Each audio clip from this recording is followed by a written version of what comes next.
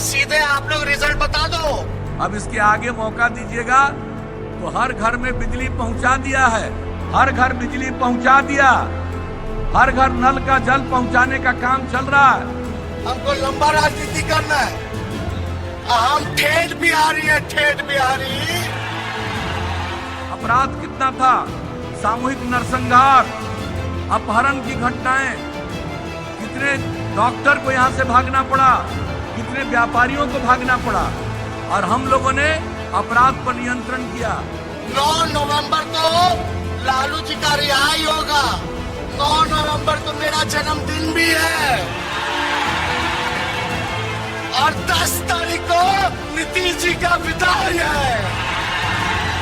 अरे विदाई बानू, दोनों हाथ उठा के बोलिए। पहले भी कोरोना था, अभी भी कोरोना है, लेकिन उस समय नहीं निकले बाहर। अभी निकल रहे। वोट चाहिए, कुर्सी चाहिए तो निकलते रहे, वोट मांगते रहे। जो ललचाए बैठे कुछ लोग हैं, आपको उससे सावधान रहना। ये लड़ाई कोई नीतीश जी और तेजस्वी की नहीं है, राहुल जी और मोदी जी की नहीं है।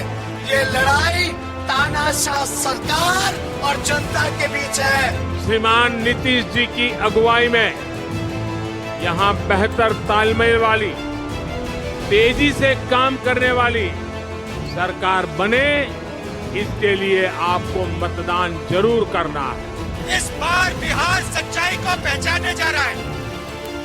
इस बार बिहार नरेंद्र मोदी को, नीतीश कुमार को जवाब देने जा रहा है।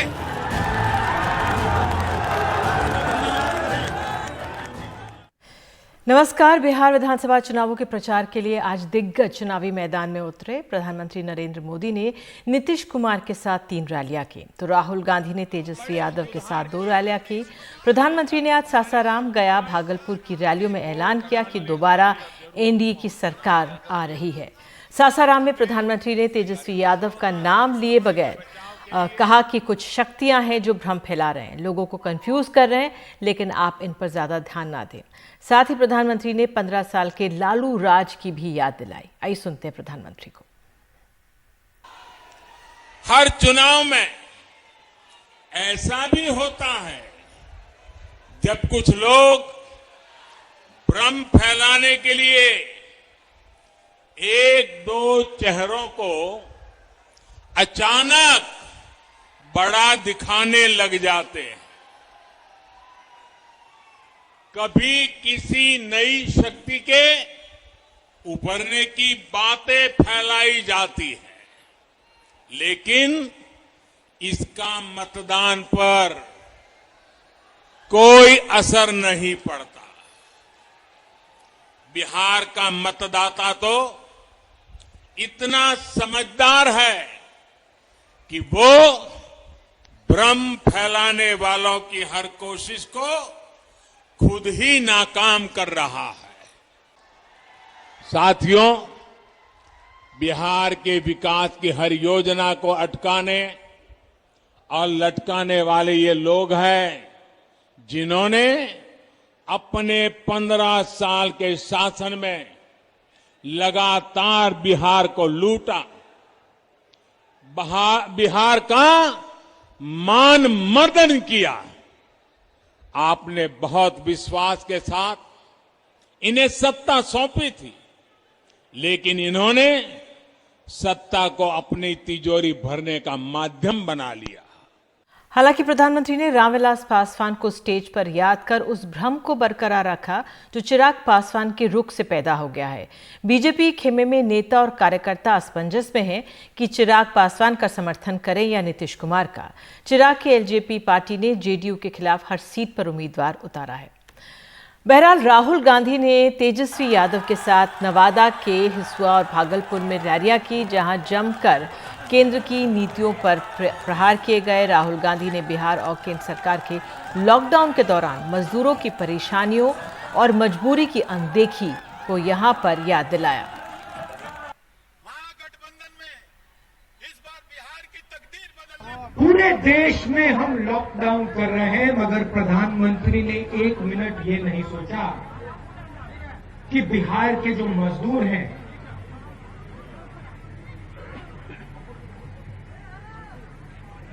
उनको पैसा कहां से मिलेगा, उनको खाना कहां से मिलेगा, उनको पीने का पानी कहां से मिलेगा। और आपने देखा, हम सब ने देखा कि बिहार के मजदूर हजारों किलोमीटर बिना पानी, बिना भोजन, मरते पिसते बिहार की ओर चले। प्रधानमंत्री ने आपको ना बस दी, ना गाड़ी दी, ना ट्रक दी, ना रेलवे। 9 नवंबर के लालू जी के एगो बेल में रिहाई हो जाई। एगो बेल हो गया, एगो आखिरी बचा है। 9 नवंबर को लालू जी का रिहाई होगा। 9 नवंबर को मेरा जन्मदिन भी है और 10 तारीख को नीतीश जी का विदाई है। अरे विदाई बानू। ये सीधे चलते हैं तेजस्वी यादव की प्रेस कॉन्फ्रेंस पे। अब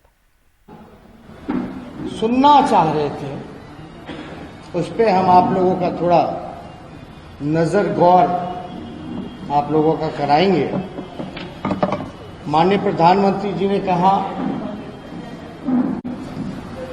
कि कुछ लोगों के लिए माहौल जो है बनाया जा रहा है, यानी साफ तौर पे ये इशारा मेरे लिए था। हम तो एक अदना सा ठेठ बिहारी हैं जो कि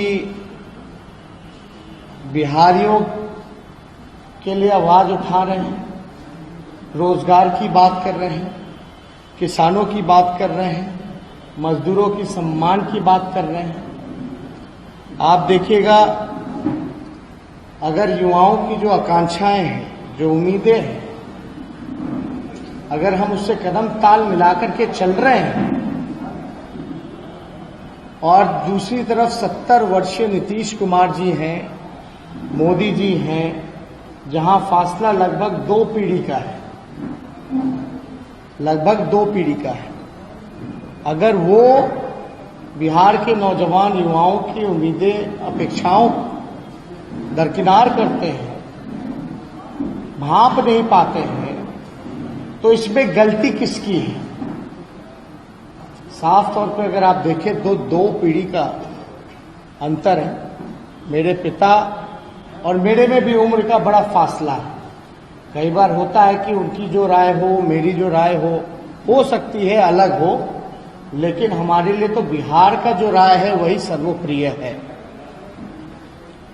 तो अगर हम नौजवानों की, किसानों की, मजदूरों की, बिहारियों की हित की बात कर रहे हैं, कारखाने की बात कर रहे हैं, और वो इस चीज को एहसास नहीं कर पा रहे जो लगभग 2 पीढ़ियों का फासला है 70 वर्षीय नीतीश कुमार जी और मोदी जी में, तो इसमें गलती किसकी है? इस दौर में भी नीतीश कुमार जी इन युवाओं को ब्लैक एंड व्हाइट टीवी दिखाना चाहते हैं, ब्लैक एंड व्हाइट टीवी दिखाना चाहते हैं, और हम 24 इंच और आर्टिफिशियल इंटेलिजेंस के दौर में ले जाना चाहते हैं। 24 इंच टीवी और आर्टिफिशियल इंटेलिजेंस के दौर में ले जाना चाहते हैं। अब आप देखिएगा, आदरणीय प्रधानमंत्री जी, आपकी सरकार बिहार में लगभग 15 वर्षों से है, सत्ता में है। लगातार Sushil Modi ji deputy chief minister Bihar के रहे हैं। अब वो बात कर रहे हैं फैक्ट्री की, नौकरी की, उद्योग की, कारखानों की। हम तो चाहेंगे कि नीतीश कुमार जी से जरा मोदी जी पूछे कि भाई ये 15 साल बाद नींद क्यों खुला है? 15 साल से तो आप सरकार में हो, नीतीश कुमार जी बिहार के मुख्यमंत्री हैं, और आज आप बात कर रहे हैं उद्योग की, कारखाने की, नौकरी की। तो जरा मोदी जी नीतीश कुमार जी से पूछ के बताएं कि 15 साल बाद उनका नींद क्यों खुला। अब एक एक करके हम कुछ सवाल जो है आप लोगों के सामने रखेंगे। मोदी जी 2015 में नीतीश जी के 35 घोटाले पर एक भाषण के दौरान लिस्ट जारी किया था, बकायदा खुद पढ़ा भी था। 2015 के चुनाव में लगभग 35 नीतीश जी के घोटाले मोदी जी ने एक चुनावी जनसभा में पढ़ने का काम किया था। अब हम मोदी जी को बताना चाहेंगे 35 के अलावा 25 और जुड़ गए हैं। 35 के अलावा और जुड़ गए, यानी कुल घोटाले जो सरकार खुद मानती है कि घोटाले हुए हैं उसका आंकड़ा लगभग 60 हो चुका है। उम्मीद थी लोगों की कि प्रधानमंत्री जी इन घोटालों की चर्चा करेंगे, क्योंकि 2015 में तो 35 की चर्चा की, 25 और ऐड ऑन हो गया, तो इसमें तो प्रधानमंत्री जी को बताना चाहिए था, क्योंकि बिहार की जनता सुनना चाहती थी। नीति आयोग का हम बता दें, नीति आयोग के अध्यक्ष होते हैं प्रधानमंत्री, लेकिन प्रधानमंत्री जी को ये बताना चाहिए था कि नीति आयोग के सारे सूचकांक में चाहे शिक्षा, स्वास्थ्य, हर जगह बिहार सबसे फीसदी राज्य क्यों है। बिहार की जनता ये सुनना चाहती थी, क्योंकि प्रधानमंत्री अध्यक्ष होता है नीति आयोग का, तो बिहार सबसे फीसदी राज्य इस देश में क्यों है, इस पे उन्होंने क्यों नहीं बोला कुछ। आयुष्मान भारत योजना के तहत बिहार पिछले वित्तीय वर्ष में बिहार को 1 रुपया भी आवंटन नहीं किया गया। जिस योजना के बारे में ढिढोरा पीटा जाता है देश भर में, आयुष्मान भारत योजना, पिछले वित्तीय वर्ष 1 पैसा बिहार को केंद्र ने क्यों नहीं दिया, ये भी बिहार के लोग सुनना चाहते थे। और हां, विशेष राज्य के दर्जे के बारे में कब तक बिहार को विशेष राज्य के दर्जे से वंचित प्रधानमंत्री रखेंगे, इसमें भी कोई चर्चा नहीं की गई। लेकिन बिहार के लोगों को बड़ी उम्मीदें थी कि भाई बिहार को प्रधानमंत्री जी आ रहे हैं तो विशेष राज्य के दर्जे के बारे में जरूर कुछ कहेंगे। तो ये तेजस्वी यादव की प्रेस कॉन्फ्रेंस चल रही है। उनका यही कहना है कि जो 15 साल में कामकाज नहीं हुआ तो प्रधानमंत्री ने नीतीश कुमार से क्यों नहीं सवाल जवाब किए। बहरहाल एक छोटा सा ब्रेक हमें लेने के लिए कहा जा रहा है, ब्रेक लेते हैं, बने रहिए एनडीटीवी इंडिया के साथ।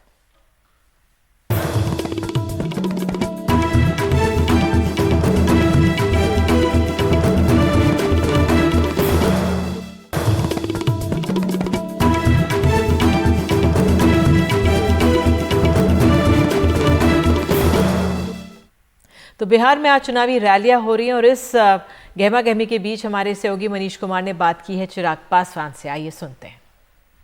हमारे साथ खुद लोक जनशक्ति पार्टी के राष्ट्रीय अध्यक्ष चिराग पासवान जी हैं। प्रधानमंत्री नरेंद्र मोदी ने आपके पिताजी को श्रद्धांजलि के साथ अपनी सभा की शुरुआत की।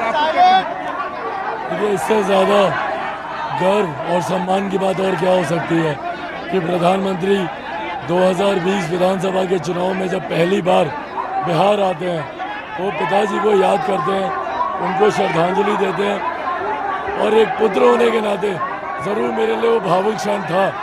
और जो शब्दों का उन्होंने प्रयोग किया, उन्होंने कहा प्रधानमंत्री जी ने कि अपनी अंतिम सांस तक वो उनके साथ थे, तो मेरे लिए वो भावुक लम्हा था। और मैं भी चाहता हूँ कि मैं अपनी अंतिम सांस तक मैं ऐसे ही प्रधानमंत्री जी और उनके विचारों के साथ खड़ा रहूँ। आपका कहने का मतलब क्या है कि आप कभी बीजेपी का साथ नहीं छोड़ेंगे?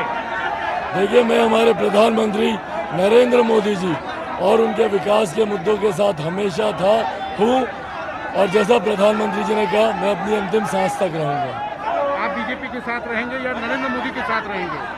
दोनों एक ही हैं, बट हाँ, मेरा कारण भारतीय जनता पार्टी के साथ जुड़ने का सबसे बड़ा कारण मौजूदा प्रधानमंत्री नरेंद्र मोदी जी हैं। तो हाँ, मैं प्रधानमंत्री जी के साथ था हूँ। भाजपा के कुछ नेताओं ने कभी कभी कटाक्ष भी किया, पर वो कटाक्ष का भी मुझे बुरा नहीं लगा। क्यों? क्योंकि मैं प्रधानमंत्री जी के विचारों के साथ हूँ। एक उन्होंने 370 का भी मुद्दे का उल्लेख किया, उसके आपको क्या कहना है? क्योंकि नीतीश कुमार ने तो हमेशा उसका विरोध किया था। देखिए, धारा 370 लोक जनशक्ति पार्टी ने, हम लोगों ने मजबूती से उसका साथ दिया। आपने सदन में भी देखा होगा, मैंने खुद उसके ऊपर पार्टी की तरफ से उसके समर्थन में अपना पक्ष रखा था। आज मुख्यमंत्री असहज जरूर होंगे क्योंकि मुख्यमंत्री ने तमाम इन नीतियों का विरोध किया है। धारा 370 हो, ट्रिपल तलाक हो, CAA NRC को लेकर तो इन्होंने विधानसभा में प्रस्ताव तक पारित किए थे। तो आज जब प्रधानमंत्री उनके सामने कह रहे होंगे तो पता नहीं मुख्यमंत्री शायद असहज होंगे। लेकिन आप क्या कहेंगे कि आज की सभाओं के बाद लोक जनशक्ति पार्टी के उम्मीदवारों का हौसला बुलंद हुआ है? हम लोग का हौसला हमेशा से बुलंद था। जैसा मैंने कहा कि मेरे प्रधानमंत्री के साथ मेरे व्यक्तिगत क्या संबंध है, मुझे उसे प्रचारित करने की जरूरत नहीं है। राजनीतिक राह मैंने अलग ली है, पर मैं प्रधानमंत्री जी के विचारों के साथ था और हमेशा रहूंगा। ये कहा जा रहा है कि जो भी लोजपा का कैंडिडेट है वो बीजेपी के कहने पे है।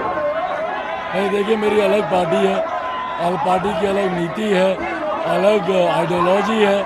मेरी अपनी पार्टी अपने विचारों के साथ आगे बढ़ रही है और जो भी बिहार फर्स्ट, बिहारी फर्स्ट में विश्वास रखता है, उन सबका स्वागत है। आपने कहा कि अगर ये आपकी बीजेपी की सरकार बनी तो नीतीश कुमार को आप जेल भेजेंगे।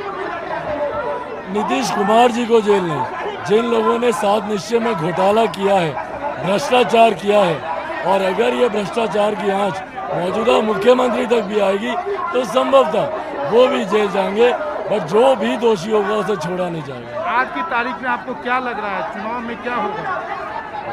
देखिए, जिस तरीके से माहौल है और जो जन समर्थन मिल रहा है, आप नीतीश जी की रैलियां देख लीजिए, ना के बराबर भीड़ है वहाँ पर। और जो जन समर्थन लोजपा को, रोड शो हो, सभाएं हो, और मैं अकेला हूँ, मैं किसी गठबंधन में नहीं हूँ। ये नहीं कह सकते कि दूसरे दल के भी लोग इसमें, ये अकेले चिराग पासवान लोजपा के नाम पे लोग हैं। तो यकीनन 10 तारीख के बाद हम लोग भाजपा के नेतृत्व में भाजपा लोजपा सरकार बनाएंगे। भीड़ तो तेजस्वी की मीटिंग में भी आ रही है। नहीं, बिल्कुल, ये अपने में दर्शाता है कि लोग कितने गुस्से में हैं, कितने नाराज हैं हमारे मुख्यमंत्री से। आक्रोश देखिए, तो भीड़ जहां पर भी जा रही है पर मुख्यमंत्री के पास नहीं आ रही है। तो भीड़ जहां पर भी जा रही है, मुख्यमंत्री के पास नहीं जा रही है। चिराग पासवान के साथ एक खास बातचीत थी। एक ब्रेक के बाद आपको बताएंगे प्याज के आसमान छूती कीमत का देश भर में क्या हाल।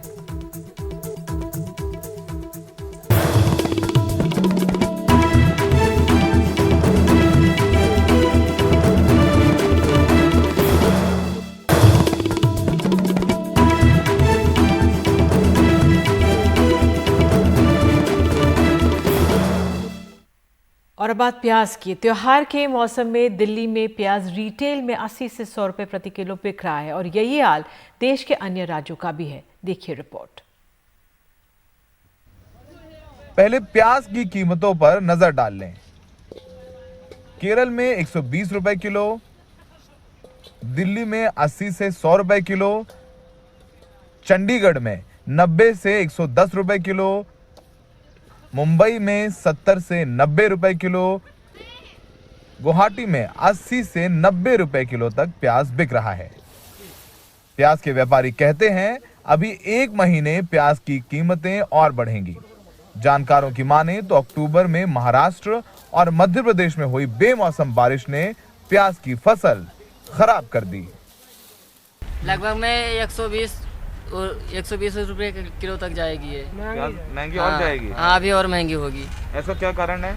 अब ऐसे नई प्याज गिरने वाली है ना, इसलिए पूरी ठंडी ये बीत जाएगी। जब से गर्मी चालू होगा फिर प्याज की रेट गिर जाएगी। अभी तो राजस्थान का प्याज बोल रहे हैं आ जाएगा थोड़ा सा कुछ रहा। राजस्थान का आएगा तो महंगा ही आएगा। त्योहारों के मौसम में प्याज का ये हाल लोगों को रुला रहा है।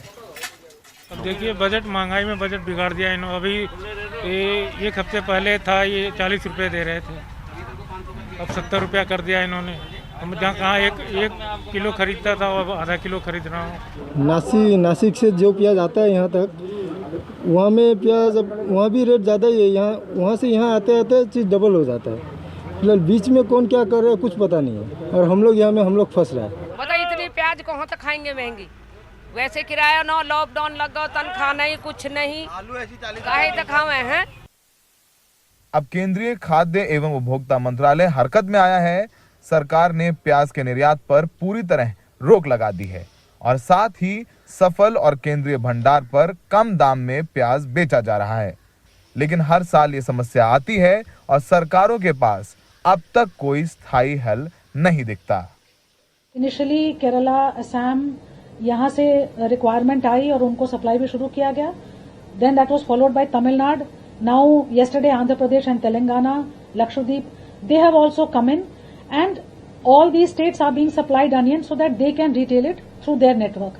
तो इस प्रकार से हमने एक तो ओपन मार्केट सेल्स किया, जैसा मैंने मेंशन किया, कैलिब्रेटेड तरीके से across the country in the wholesale markets, that we have backed it with retail intervention.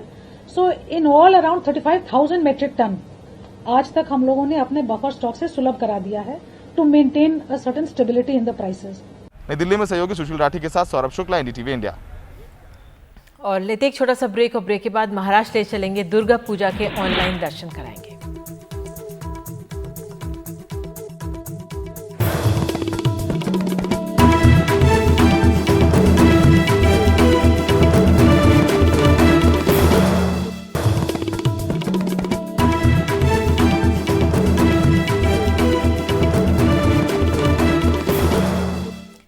और अब बात दुर्गा पूजा की। कोरोना के संक्रमण के आंकड़ों और हॉटस्पॉट महाराष्ट्र, मुंबई में इस साल मां दुर्गा के ऑनलाइन दर्शन ही हो रहे हैं। पूजा, आरती से लेकर पुष्पांजलि सब ऑनलाइन है।